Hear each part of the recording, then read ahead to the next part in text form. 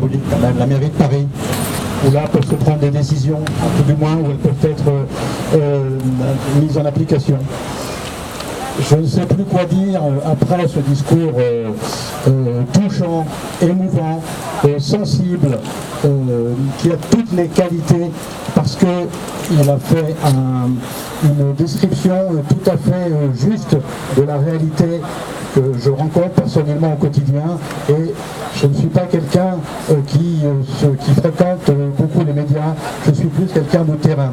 Alors comme on vous l'a dit, je viens de Bourgogne, alors pas spécialement pour cela, parce que tous les samedis après-midi, je suis sur Paris pour proposer des chats à l'adoption, au métro Belleville, à 2 pas d'ici. Et parmi ces chats que l'on propose à l'adoption, il y en a une quantité conséquente qui ont suivi le chemin de Chevelu. Bon, peut-être pas jusqu'au bout parce qu'ils sont encore vivants. Alors, voici quelques exemples sur les photos qui sont à côté de moi. C'est un endroit qui a été découvert il y a à peu près un an et demi. Alors on ne peut pas parler a priori d'actes de cruauté, mais néanmoins, les faits sont tellement similaires que ça pourrait y ressembler très fort. Ce sont des chats qui vivaient dans un appartement, 35 chats, 35 mètres carrés, habités par une personne à la cervelle probablement un petit peu dérangée. Et quand on est rentré dans ce lieu, outre quelques cadavres qu'on a trouvés, tous les chats étaient dans un état de dénutrition tel que certains ont dû être euthanasiés, en tout cas n'ont pas survécu aux soins vétérinaires.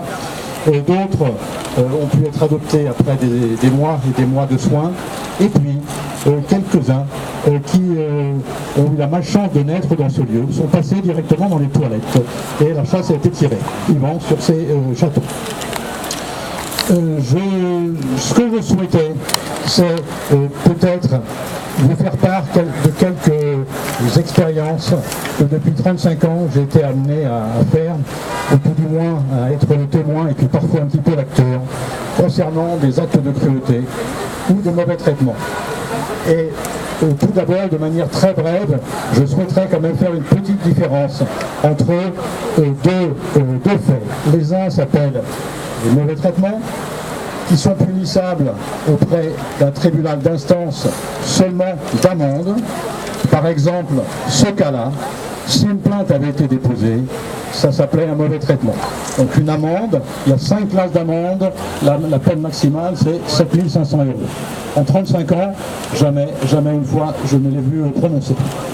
Et puis, le deuxième cas, ce sont les actes de cruauté ou abandon aussi. C'est un délit et ces deux cas sont passibles du tribunal correctionnel, c'est-à-dire ils sont délictuels. La peine est de 2 ans de prison ou 30 000 € d'amende, peine qui bien évidemment n'a jamais, en France en tout cas, été prononcée. Et ce qu'il faut surtout savoir, c'est que entre le mauvais traitement et le délit, la seule différence, c'est l'appréciation de celui qui décide. Et qui décide de qualifier un acte de mauvais traitement ou de délit? Eh bien, c'est le gendarme, et la plupart du temps, cet avis est modifié par le procureur, qui, selon sa sensibilité, classe au niveau supérieur ou au contraire au niveau inférieur. Donc, selon les tribunaux, il y a des actes qui vont être sanctionnés comme des délits. Et puis, dans un autre tribunal, le même acte qui va être sanctionné comme un mauvais traitement. Et évidemment, ça change tout. Alors, je voudrais juste, avant d'évoquer quelques cas, mais j'ai été prévenu, en tout cas très récemment, de cette demande qui m'a été faite pour prendre la parole. Et comme mes journées n'ont que 18 heures, je n'ai pas trouvé le temps de faire des recherches suffisantes pour être précis dans les informations que je vais vous donner. Mais ce sera des informations à peu près fiables à quelques milliers d'euros près ou à quelques semaines de prison près.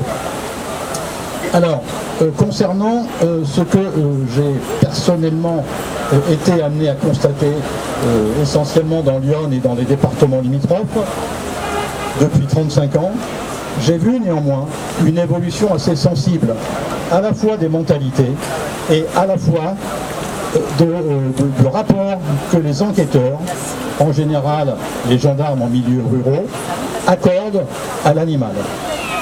L'histoire de Chevelu, qui est abominable, il y a 35 ans, je pense qu'elle serait passée complètement inaperçue, pour plusieurs raisons. La première, c'est que la sensibilité de nos concitoyens s'est largement développée et hors les mouvements de protection animale, largement. Et la deuxième raison, c'est que par le biais des réseaux sociaux, eh bien, l'information circule à la vitesse grand V. Est-ce qu'une personne isolée dans son coin ne peut résoudre? Eh bien d'autres, à des milliers de kilomètres de là, peuvent la résoudre. Et c'est ça qui change la donne. Je crois qu'il faut en profiter. Internet, c'est un outil terrifiant, monstrueux, mais en même temps, qui peut être formidable si on sait l'utiliser de manière adaptée.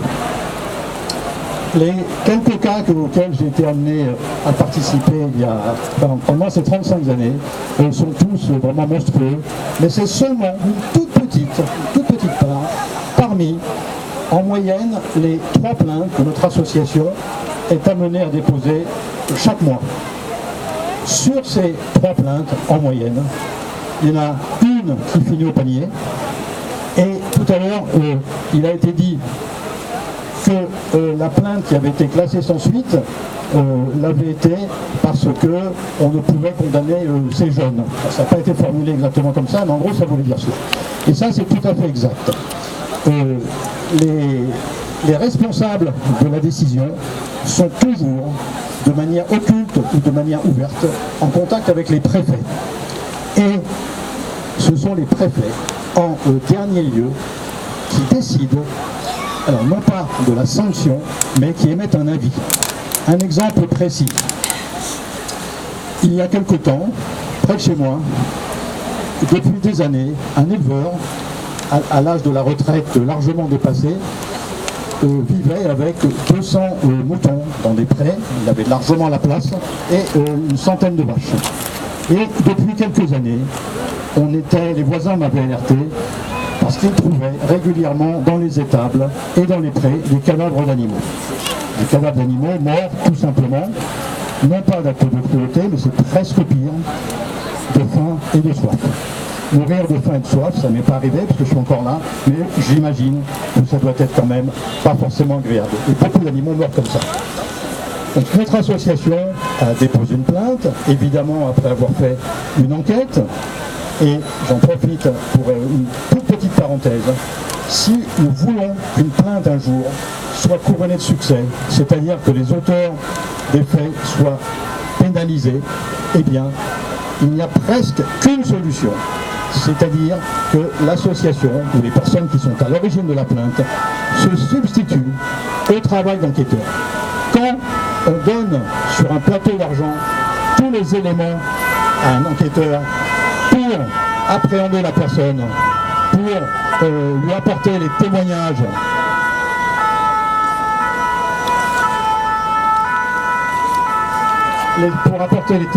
de voisins, pour montrer par des photos, par des vidéos, les faits qui ont été constatés, et bien à partir de ce moment-là, si en plus vous tombez sur un enquêteur sensible aux animaux, et il y en a, eh bien vous avez de grandes chances que la procédure suive son cours et qu'ensuite il y ait au moment du jugement une condamnation. Évidemment, selon le tribunal, elle est aussi différente. Le tribunal de Dijon, par exemple, est connu pour être réceptif, sensible à ces problèmes de souffrance animale. Le tribunal de Nevers, c'est un des pires. Je vous raconte juste une petite anecdote. Il y a 3 ans, toujours